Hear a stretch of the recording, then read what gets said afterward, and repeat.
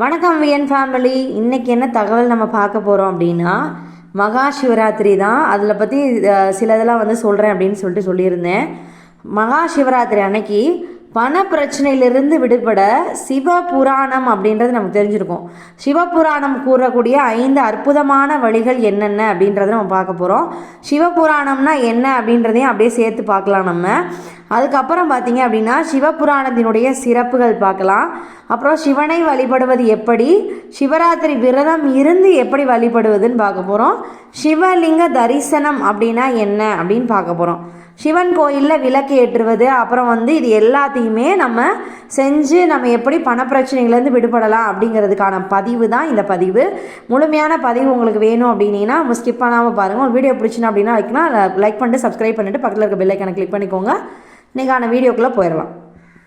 புராணங்கள்லே மிக முக்கியமானது அப்படின்னு பார்த்தீங்கன்னா சிவபுராணம் அப்படின்னு சொல்லுவோம். சிவபெருமானுடைய படைப்புகள், சிவபெருமானினுடைய மகிமை, சிவ பூஜைக்கான விதிமுறைகள், சிவ பூஜை மந்திரங்கள், இப்படி நிறைய விஷயங்களை குறித்து அந்த நூலில், அந்த சிவபுராணம்ங்கிற நூலில் குறிப்பிடப்பட்டிருக்கு. இதில் இது மிகவும் சக்தி வாய்ந்ததுன்னு சொல்லுவாங்க.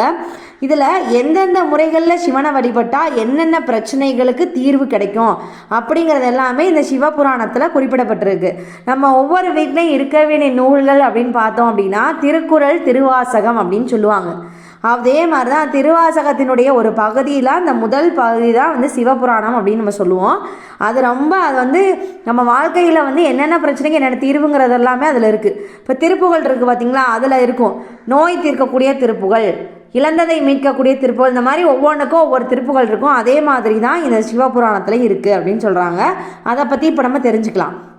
சிவபுராணத்தில் பார்த்திங்கன்னா கடன் பிரச்சனை, பணப்பிரச்சனை மற்றும் வாழ்க்கையில் ஏற்படக்கூடிய கடுமையான சவால்களை சமாளிப்பதற்கு என்ன செய்ய வேண்டும், எப்படி வழிபட வேண்டும் என்ற வழிபாட்டு முறைகள் எல்லாமே குறிப்பிடப்பட்டிருக்கு.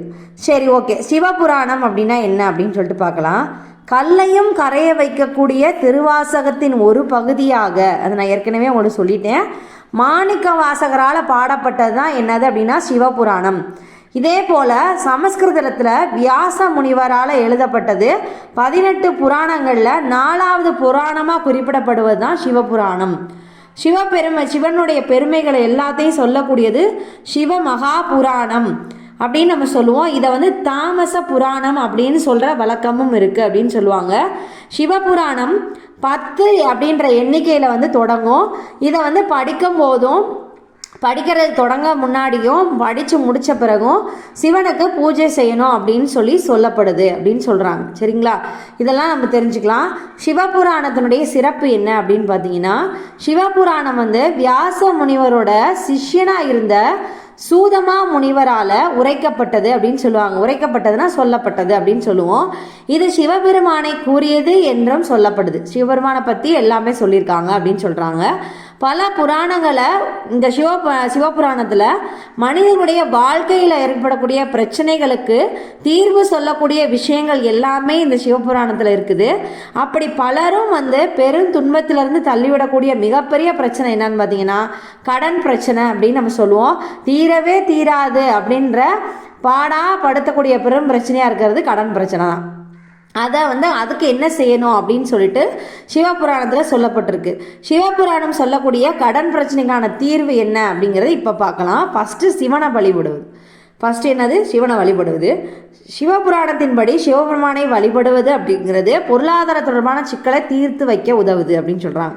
தினசரி வழிபாடாக சிவலிங்கத்திற்கு நீர் அபிஷேகம் நம்ம செஞ்சு, இப்போ நம்ம வீட்டில் குட்டியாக லிங்கம் வச்சுருந்தோம்னாலும் பரவாயில்ல, நீர் அபிஷேகம் செஞ்சு ஓம் நம சிவாய அப்படிங்கிற மந்திரத்தை நம்ம ஜெபிக்கணும்.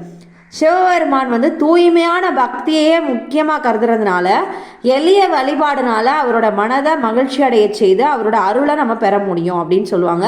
எளிமையான கடவுள் அவர். சிவ வழிபாட்டை தொடர்ந்து நம்ம செஞ்சுக்கிட்டே வரும்போது நம்மளோட பொருளாதார சிக்கல்கள் எல்லாமே குறைஞ்சு வாழ்க்கை வளம் பெறும் அப்படின்றாங்க.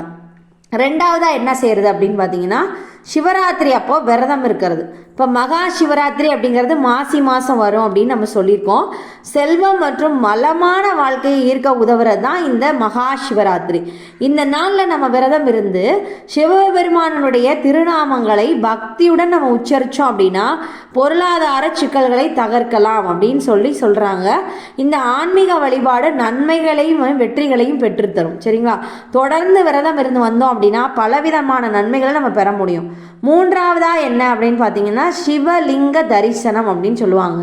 சிவலிங்க தரிசனம் அப்படிங்கிறது செல்வம் மற்றும் வளமான வாழ்க்கைக்கு ஈர்க்கக்கூடிய ஒன்று. சிவன் கோயிலுக்கு போய் சிவலிங்கத்திற்கு நீர் அபிஷேகம் செஞ்சு நமக்கு என்ன குறிக்கோள் இருக்கோ, இப்போ நம்ம கடன் தீரணும், எனக்கு பணம் சேரணும் அப்படின்னு நினைக்கிறோம் அப்படின்னா நம்ம என்ன குறிக்கோள் வைக்கிறோமோ அதை ஈசன் முன்னாடி வைக்கணும் லிங்கத்துக்கு அபிஷேகம் செஞ்சதுக்கு பிறகு. இந்த எளிமையாக தெரியும், ஆனால் அது ரொம்ப சக்தி வாய்ந்த ஒரு வழிபாடு. நம்மளுக்கு சிவலிங்க தரிசனத்தை நம்ம போய் என்ன பண்ணணும்னா வழக்கமாக நம்ம வச்சுக்கிறணும். இப்போ சிவலிங்கத்தை கண்டிப்பாக நம்ம போய் கும்பிடணும் அப்படின்னு சொல்லிட்டு, இப்போ பிரதோஷத்துக்கு நம்ம போய் எப்படி சிவன் கோயிலில் சிவபெருமானை பார்க்கணும்னு நினைக்கிறோம், அந்த மாதிரி தொடர்ந்து இப்போ மாத சிவராத்திரியெல்லாம் வரும்ல, அந்த மாதிரி நீங்கள் தொடர்ந்து செஞ்சுக்கிட்டே வரும்போது நம்மளுடைய பொருளாதார சிக்கல்கள் தீரும் அப்படின்னு சொல்கிறாங்க. சிவன் கோயிலுக்கு போய் விளக்கேற்றுவது.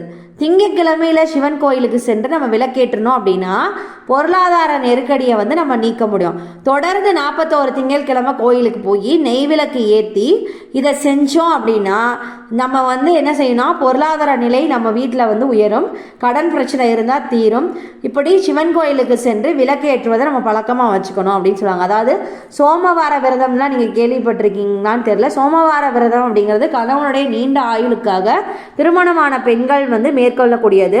இது எல்லா திங்கட்கிழமையும் மேற்கொள்ள முடியாதவங்க கார்த்திகையில் வரக்கூடிய அந்த மாதத்தில் வரக்கூடிய திங்கட்கிழமையாவது விடாமல் செய்யணும்னு சொல்லுவோம்ல, அந்த மாதிரி சிவனுக்குரிய முக்கியமான நாட்களில் பார்த்திங்கன்னா திங்கள் அப்படிங்கிறது இடம்பெற்றிருக்கு. அதனால தான் அந்த திங்கள் கிழமையில் நம்ம கோயிலுக்கு சென்று நெய் விளக்கு ஏற்றணும் அப்படின்னா பொருளாதார தடைகள் நீங்கும் அப்படின்னு சொல்கிறாங்க. சரிங்களா? அடுத்தது 5வது என்னன்னு பார்த்தீங்கன்னா அகண்ட அக்ஷதம் அப்படின்னு சொல்லுவோம்.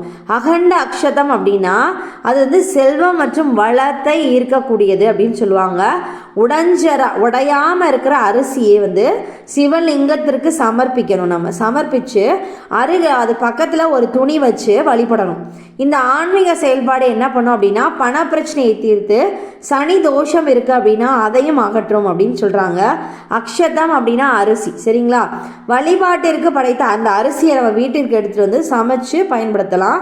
வீட்டில் வழிபட முடியாதவங்க சிவன் கோயிலுக்கு அந்த அரிசியை தானமாக நம்ம கொடுத்துடலாம். இப்போ நான் சாமிக்கிட்ட நம்ம அரிசி வச்சோம் இல்லையா, அந்த அரிசியை நம்ம தானமாகவே நம்ம கொடுத்துடலாம். இப்படி நீங்கள் வழிபட்டுக்கிட்டு வரும்போது இது சிவபுராணத்தில் சொல்லப்பட்டிருக்கக்கூடிய அந்த 5 விஷயங்கள் இதை நம்ம ஃபாலோ பண்ணிகிட்டே இருந்தோம்னா கடன் பிரச்சனை தீரும் அப்படின்னு சொல்கிறாங்க. அதை இந்த சிவராத்திரி மகா சிவராத்திரி வர்றதுனால இந்த தகவலை நான் உங்களுக்கு சொன்னேன். வீடியோ பிடிச்சிச்சு அப்படின்னா லைக் பண்ணி ஷேர் பண்ணி கமெண்ட் பண்ணுங்கள். இந்த மாதிரி பிரச்சனையில் அவங்க யாராவது இருந்தாங்க தெரிஞ்சவங்கன்னா அவங்களும் ஷேர் பண்ணி விடுங்க. அவங்களும் தெரிஞ்சுக்கிட்டு பயன்படுத்தினா நல்லது தானே. உங்களுக்கு இந்த வீடியோ பிடிச்சிருக்குன்னு நினைக்கிறேன். நன்றி, வணக்கம். தேங்க்ஸ் ஃபார் வாட்சிங்.